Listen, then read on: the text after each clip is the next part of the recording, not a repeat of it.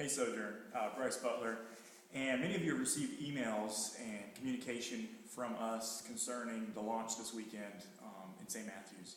And one of the things we've been trying to communicate is that if you currently attend the Germantown campus of Sojourn, that you would remain.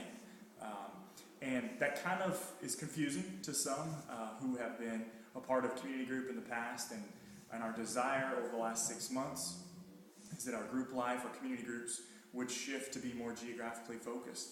And that with that, our hope would be East End groups, St. Matthews groups would be able to worship as a church, as our church in St. Matthews. And that's the ideal.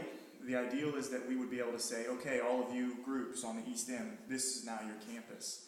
But the reality is, the location where we are, Walden School on Westport Road, seats 400 people.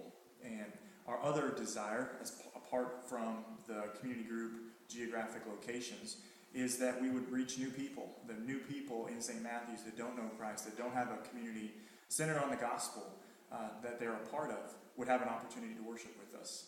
And so the communication that we've been sending out recently basically states that if you're not part of the servants or the core group of leaders that we're sending out as a church that we had stand up and we prayed for several weeks ago to go out and start this new work in St. Matthews, if you aren't part of that group, we're just asking that you would remain at the Germantown campus.